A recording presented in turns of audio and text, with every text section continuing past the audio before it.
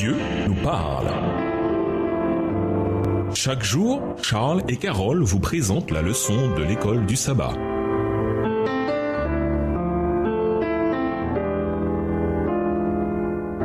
Bienvenue dans votre émission Dieu nous parle. Nous voilà à la leçon 7 qui va du 7 au 13 mai. Seigneur des Juifs et des gentils. Étude de la semaine, Matthieu 14, les versets 1 à 21, Exode 3, verset 14, Matthieu 14, les versets 22 à 33, Ésaïe 29, verset 13, Matthieu 15, les versets 1 à 20, Matthieu 15, les versets 21 à 28. Verset à mémoriser. Moi, le Seigneur, je t'ai appelé pour la justice et je te prends par la main. Je te préserve pour faire de toi l'alliance du peuple, la lumière des nations. Ésaïe 42, le verset 6. Dans Matthieu 15, le verset 24, Jésus dit explicitement « Je n'ai été envoyé qu'aux moutons perdus de la maison d'Israël ». Pas de doute, le ministère du Christ, quand il était ici-bas, était dirigé principalement vers la nation d'Israël. Mais comme le montre toute la Bible, Israël n'était pas le seul peuple dont Dieu se souciait. Dieu voulait bénir tous les peuples de la terre et c'est pour cette raison qu'il avait choisi Israël. Ainsi parle Dieu le Seigneur, celui qui crée le ciel et qui le déploie, celui qui étale la terre et ses productions, celui qui donne la respiration à ceux qui la peuplent et le souffle à ceux qui la parcourent. Moi, le Seigneur, je t'ai appelé pour la justice et je te prends par la main, je te préserve pour faire de toi l'alliance du peuple, la lumière des nations, pour ouvrir les yeux des aveugles, pour faire sortir de la forteresse le prisonnier et de la maison de détention les habitants des ténèbres. Ésaïe 42, les versets 5 à 7. C'est à travers Israël, ou plus précisément grâce au Messie qui devait sortir d'Israël, que Dieu atteindrait le monde entier. Cette semaine, nous verrons comment Dieu cherche à atteindre tous ceux qui ont besoin du salut. Et nous vous laissons avec la pensée du jour. Tout comme il faut une main douce pour planter un jeune plant, c'est ainsi que Dieu prend soin de nous, à condition que nous le laissions faire. Au revoir. Et à demain si Dieu veut. Dieu nous parle. Chaque jour, Charles et Carole vous présentent la leçon de l'école du sabbat.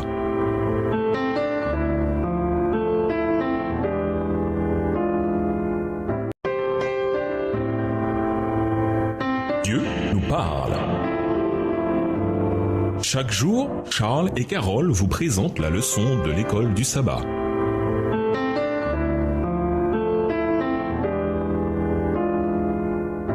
Bienvenue dans votre émission. Dieu nous parle. Nous voilà au dimanche 8 mai, nourrir les affamés. L'un des hauts faits les plus connus de Jésus est le miracle des 5000, sans compter les femmes et les enfants. Matthieu 14, verset 21. Cependant, comme pour tout le reste du Nouveau Testament, cette histoire survient dans un contexte particulier qui nous permet de comprendre encore plus profondément le sens de ce que Jésus avait fait. Lisons Matthieu 14, les versets 1 à 21. Que s'est-il passé juste avant ce miracle et quel rôle cet événement a pu jouer dans ce qui a suivi? Matthieu 14, les versets 1 à 21. En ce temps-là, Hérode, le tétrarque, ayant entendu parler de Jésus, dit à ses serviteurs: « C'est Jean-Baptiste, il est ressuscité des morts et c'est pour cela qu'il se fait par lui des miracles. » Car Hérode, qui avait fait arrêter Jean, l'avait lié et mis en prison à cause d'Hérodias, femme de Philippe, son frère. Parce que Jean lui disait, il ne t'est pas permis de l'avoir pour femme.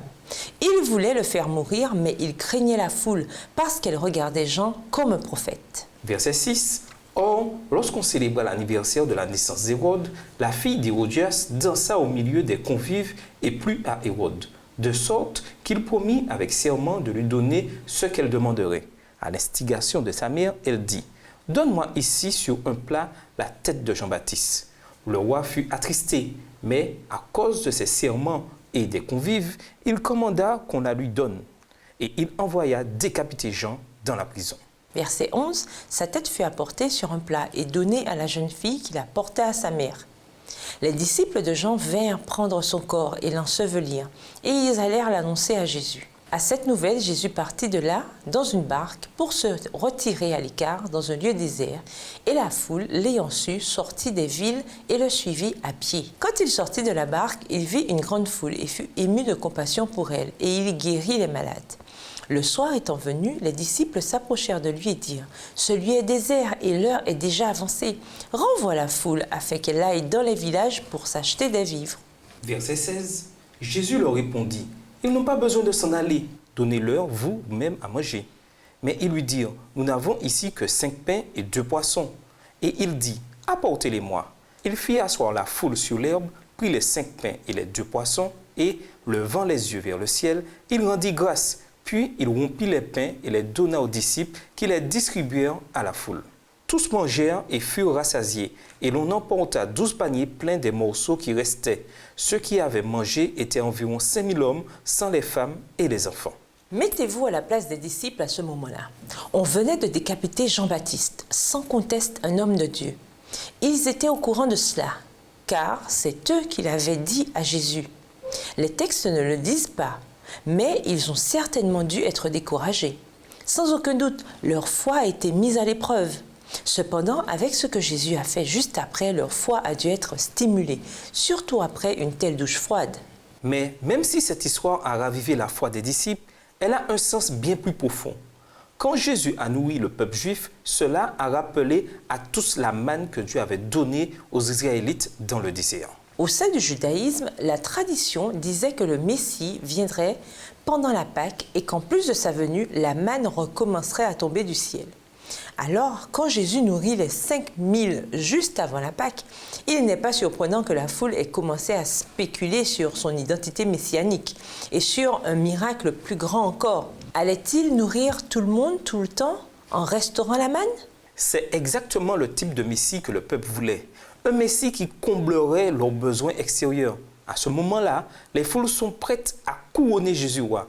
Mais Jésus n'était pas venu pour être roi et son refus allait beaucoup les décevoir. Ils avaient certaines attentes et quand ces attentes ne seraient pas comblées, beaucoup se détourneraient de Jésus, bien qu'il soit venu accomplir bien davantage que leurs attentes limitées et futiles. En quoi ce que vous attendez de Dieu est-il peut-être trop limité? Et nous vous laissons avec cette question de réflexion. Qu'êtes-vous prêt à abandonner pour suivre Jésus? Au revoir. Et à demain si Dieu veut. Dieu nous parle. Chaque jour, Charles et Carole vous présentent la leçon de l'école du sabbat.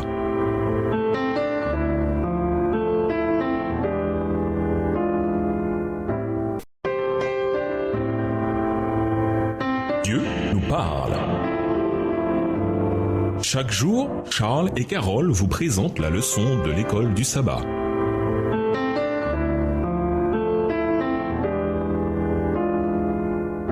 Bienvenue dans votre émission. Dieu nous parle. Nous voilà le lundi 9 mai, Seigneur de toute la création. Après le miracle des 5000, Jésus ordonne à ses disciples de monter dans leur bateau. Matthieu 14, verset 22. Il voulait qu'ils s'éloignent du tumulte et de la pression.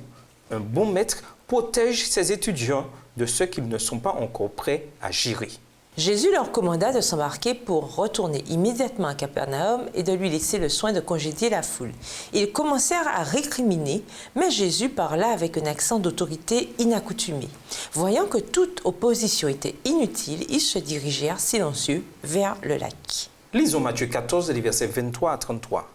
Que révèlent ces versets sur l'identité de Jésus et la nature du salut? Matthieu 14, les versets 23 à 33. Quand il l'eut renvoyé, il monta sur la montagne pour prier à l'écart. Et comme le soir était venu, il était là seul. La barque, déjà au milieu de la mer, était battue par les flots, car le vent était contraire. À la 4e veille de la nuit, Jésus alla vers eux, marchant sur la mer. Quand les disciples le virent marcher sur la mer, ils furent troublés et dirent « C'est un fantôme !» Et dans leur frayeur, ils poussèrent des cris.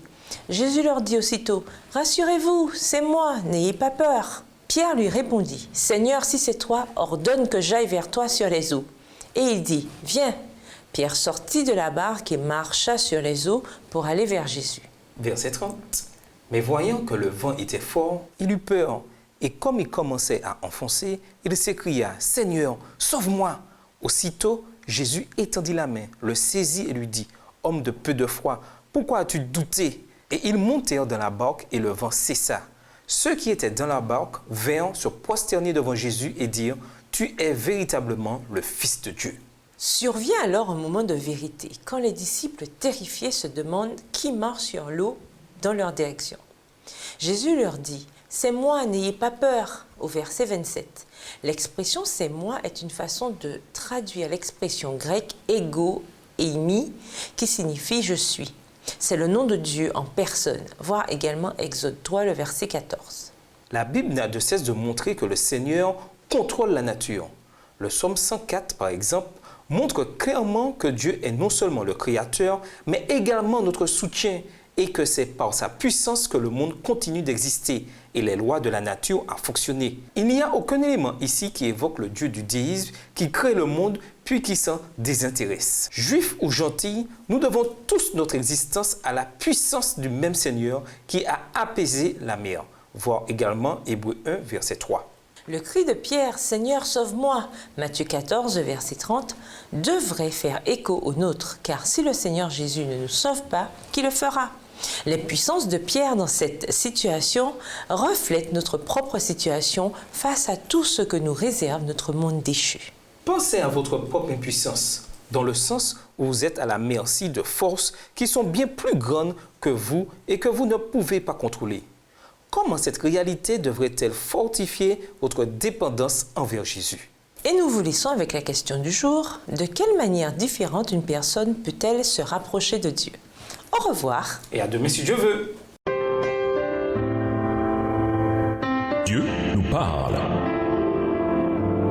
Chaque jour, Charles et Carole vous présentent la leçon de l'école du sabbat.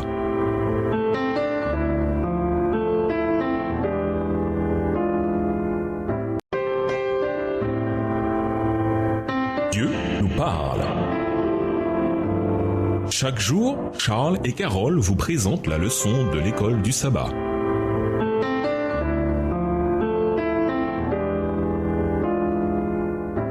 Bienvenue dans votre émission. Dieu nous parle. Nous voilà au mardi 10 mai, le cœur de l'hypocrite. Le Seigneur dit, « Ainsi quand ce peuple s'approche de moi, il me glorifie de la bouche et des lèvres. Mais son cœur est loin de moi, et la crainte qu'il a de moi n'est qu'un commandement appris des hommes. » Ésaïe 29, le verset 13. Bien que Dieu s'adresse à Israël, quel est le message pour l'Église aujourd'hui? Quels sont les deux principaux problèmes soulevés par le Seigneur et comment être sûr que nous n'agissons pas comme il le dit? Bien des siècles après qu'Ésaïe a écrit ces paroles, Jésus les cite en plein conflit avec les chefs religieux. Lisons Matthieu 15, versets 1 à 20. Quel est le problème spécifique ici et comment Jésus y répond-il? Matthieu 15, versets 1 à 20. Alors des pharisiens et des scribes vinrent de Jérusalem auprès de Jésus et dirent, « Pourquoi tes disciples transgressent-ils la tradition des anciens? Car ils ne se lavent pas les mains quand ils prennent le repas. » Il leur répondit, « Et vous, pourquoi transgressez-vous le commandement de Dieu au profit de votre tradition? Car Dieu a dit, « Honore ton père et ta mère, et celui qui maudira son père ou sa mère sera puni de mort. » Mais vous, vous dites, « Celui qui dira à son père ou à sa mère, ce dont j'aurais pu t'assister est une offrande à Dieu. » Verset 6. N'est pas tenu d'honorer son père ou sa mère. Vous annulez ainsi la parole de Dieu au profit de votre tradition. Hypocrite, Ésaïe a bien prophétisé sur vous quand il a dit « Ce peuple m'honore des lèvres, mais son cœur est éloigné de moi. » C'est en vain qu'il m'honore, en enseignant des préceptes qui sont des commandements d'hommes. Ayant appelé à lui la foule, il lui dit « Écoutez et comprenez. » Verset 11. Ce n'est pas ce qui entre dans la bouche qui souille l'homme, mais ce qui sort de la bouche, c'est ce qui souille l'homme. Alors ses disciples s'approchèrent et lui dirent, « Sais-tu que les pharisiens ont été scandalisés des paroles qu'ils ont entendues? » Il répondit, « Toute plante que n'a pas plantée mon Père céleste sera déracinée. Laissez-les, ce sont des aveugles qui conduisent des aveugles. Si un aveugle conduit un aveugle, ils tomberont tous deux dans une fosse. » Pierre, prenant la parole, lui dit, « Explique-nous cette parabole. » Verset 16. Et Jésus dit, « Vous aussi, êtes-vous encore sans intelligence? Ne comprenez-vous pas que tout ce qui entre dans la bouche va dans le ventre, puis est jeté dans les lieux secrets? Mais ce qui sort de la bouche vient du cœur, et c'est ce qui souille l'homme. Car c'est du cœur que viennent les mauvaises pensées, les meurtres, les adultères, les impudicités, les vols, les faux témoignages, les calomnies. Voilà les choses qui souillent l'homme. Mais manger sans s'être lavé les mains, cela ne souille point l'homme. » À un certain moment, après son retour à Capernaum, Jésus entre dans un débat avec les maîtres juifs sur ce qui rend une personne impure. Les maîtres avaient ajouté à la loi toutes sortes de règles sur l'impureté extérieure. Par exemple, vous deviez vous laver les mains d'une certaine manière. Mais les disciples de Jésus ne se préoccupaient pas de cette règle. Et quand les scribes et les pharisiens de Jérusalem l'ont relevé, Jésus a réagi. En bref, Jésus condamne avec force ce qui devient facilement un piège pour n'importe qui, l'hypocrisie. Qui n'a jamais à un moment donné été coupable de cela en condamnant quelqu'un pour une faute, que ce soit verbalement ou dans son cœur, alors qu'il avait fait la même chose ou pire encore? Nous avons tous tendance, si nous n'y prenons pas garde, à voir les fautes des autres tout en étant aveugles aux nôtres. L'hypocrisie a tendance à nous venir naturellement et personne n'y échappe. Nous détestons tous l'hypocrisie chez les autres. C'est toujours tellement facile de la voir chez les autres. Comment s'assurer que notre capacité à voir l'hypocrisie chez les autres n'est pas tout simplement une manifestation de notre propre hypocrisie? Et nous vous laissons avec ces questions de réflexion. Nous devons imiter le Christ dans notre façon de nous occuper des autres, surtout de ceux qui ont moins de chance que nous. Considérez vos pensées et votre comportement à l'égard des pauvres qui peinent pour joindre les deux bouts. Les méprisez-vous ou cherchez-vous plutôt des manières de les aider à améliorer leur vie? Au revoir. Et à demain si Dieu veut. Dieu nous parle. Chaque jour, Charles et Carole vous présentent la leçon de l'école du sabbat.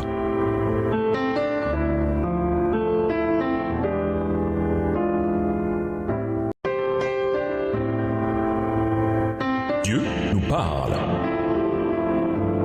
Chaque jour, Charles et Carole vous présentent la leçon de l'école du sabbat.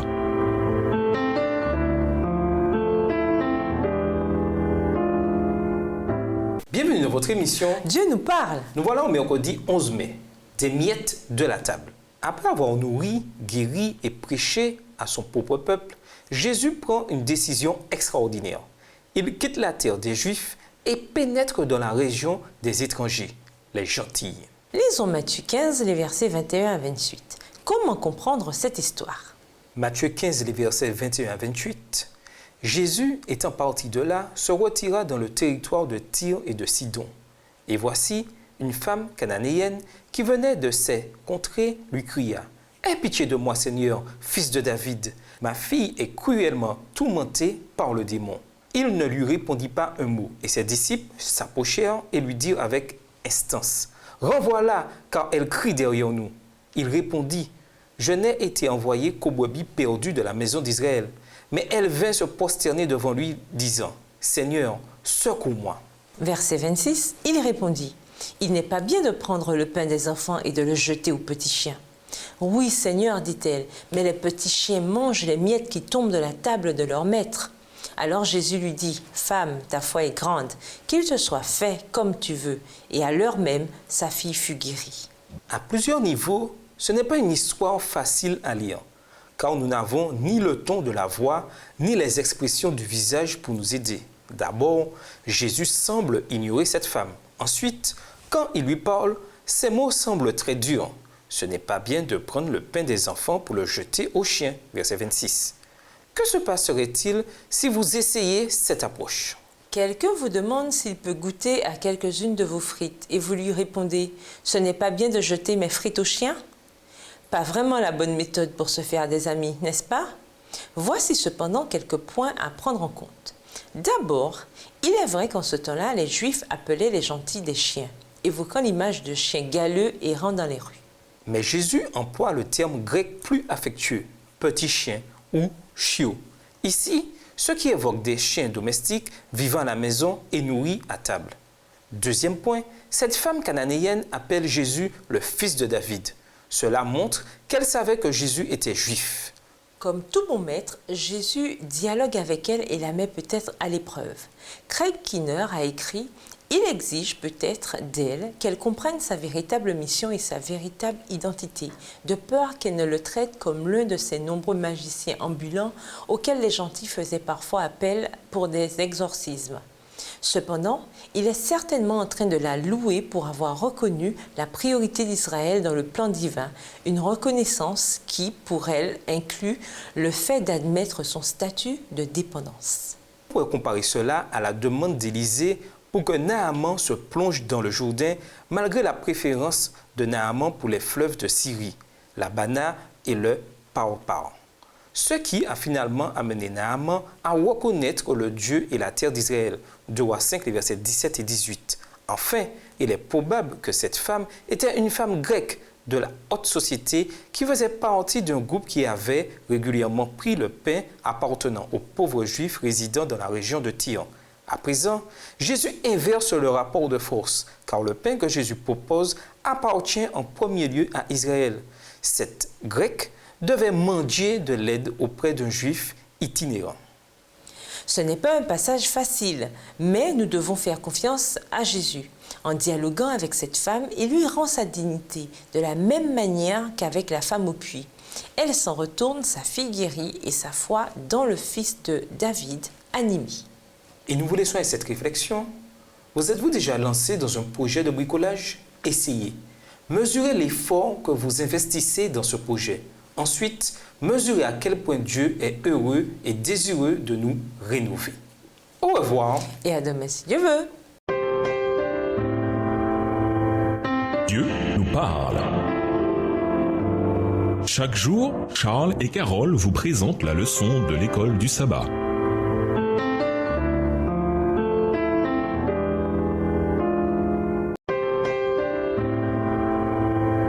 Dieu nous parle. Chaque jour, Charles et Carole vous présentent la leçon de l'école du sabbat.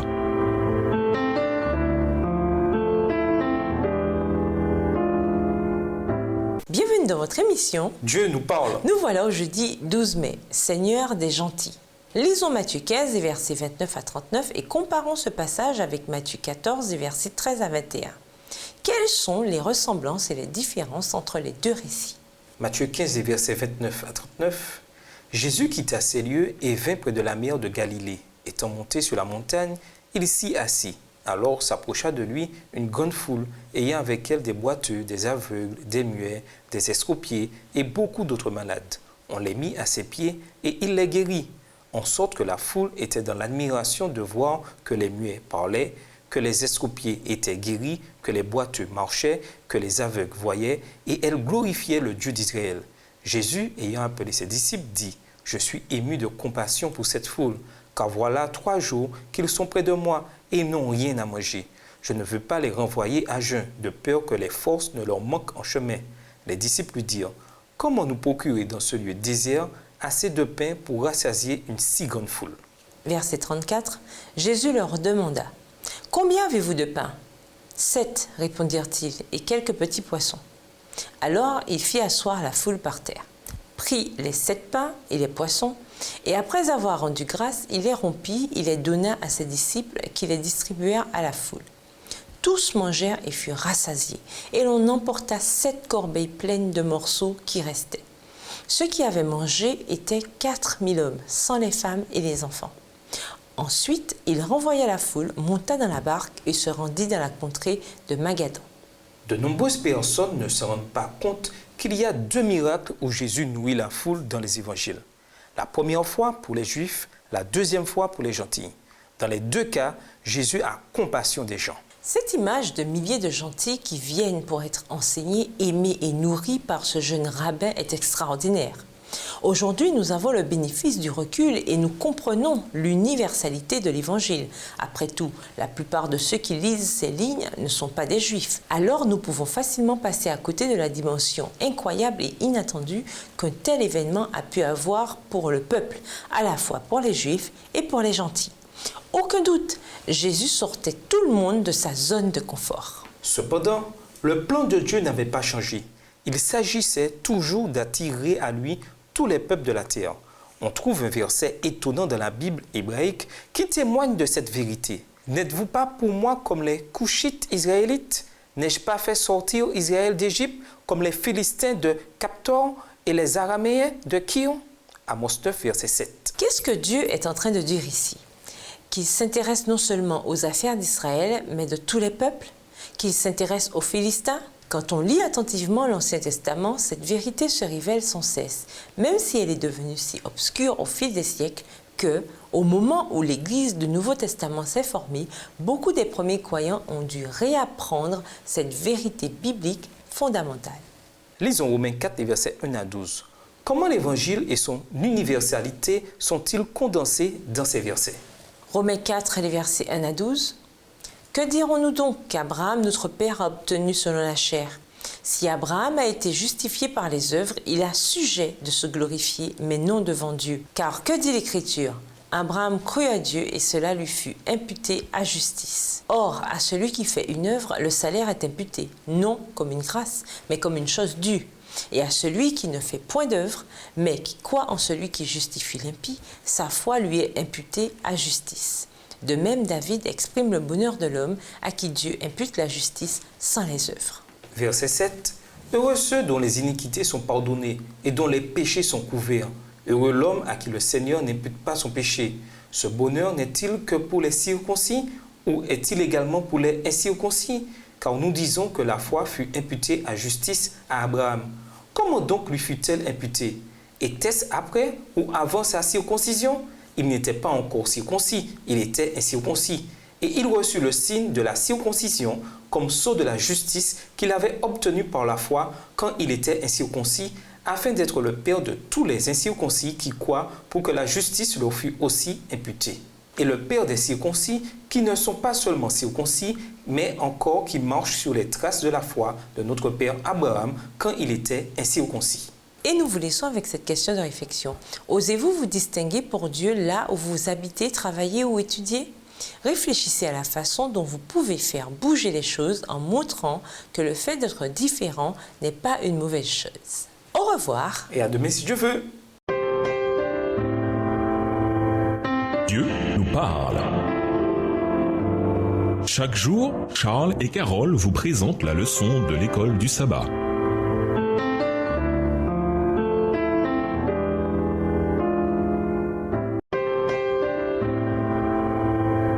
Dieu nous parle. Chaque jour, Charles et Carole vous présentent la leçon de l'école du sabbat.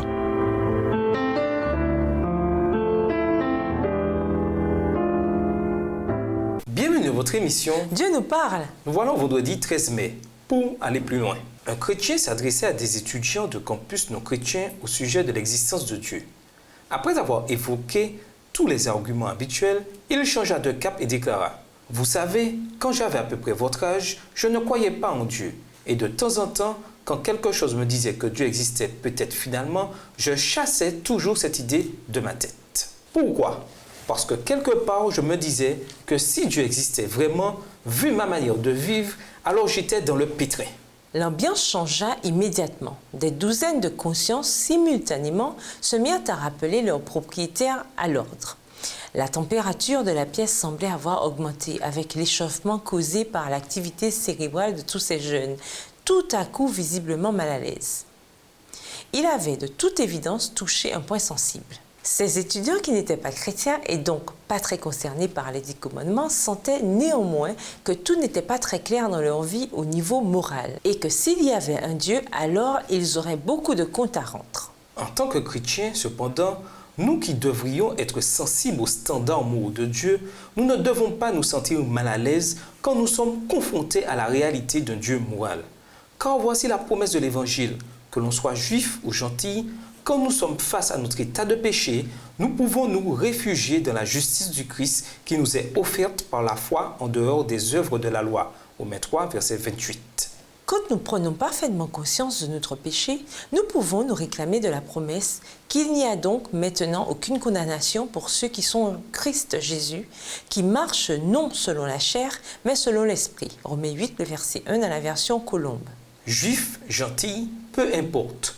Tous sont invités à venir à lui pour avoir la vie sans distinction d'âge, de rang, de nationalité ou de religion. À méditer, lisez Matthieu 16, des versets 1 à 12. Selon vous, que veut dire le Christ par « Veillez à vous garder du levain des pharisiens et des sadducéens » au verset 6. Les disciples pensaient d'abord que Jésus pensait au levain au sens littéral. Durant la Pâque, les Juifs devaient veiller à se débarrasser du levain. Alors, ils pensaient que Jésus était en train de leur dire de ne pas acheter de pain au levain. Mais Jésus pensait à quelque chose de plus profond. De quoi s'agissait-il? L'amour du Christ pour tous les peuples devrait être le message qui émane d'abord et avant tout du christianisme. Après tout, nous sommes également des pécheurs en difficulté. Aucun de nous n'a d'espérance en dehors de Jésus-Christ. Malheureusement, le message que nous envoyons est parfois un message de jugement, d'arrogance et de supériorité. En suivant l'exemple de Jésus, comment, en tant qu'Église, montrer davantage notre compassion pour tous les peuples? Pour conclure, Jésus est venu en ce monde pour être une lumière dans les ténèbres, un exemple de la façon dont nous devons vivre. Ce qu'il nous a promis de faire, il l'a fait de tout son cœur. Lorsqu'il était fatigué et émotionnellement épuisé, il cherchait quand même à atteindre les gens et à satisfaire leurs besoins. C'est exactement le type de personne que Dieu veut que nous soyons. Comme le déclare Ésaïe 42, verset 6, il nous appelle à être une lumière pour les autres et à leur montrer le chemin du salut. Ainsi, on ne peut se contenter de parler de Jésus, il nous faut vivre aussi comme lui. Au revoir. Et à demain si Dieu veut. Dieu nous parle. Chaque jour, Charles et Carole vous présentent la leçon de l'école du sabbat.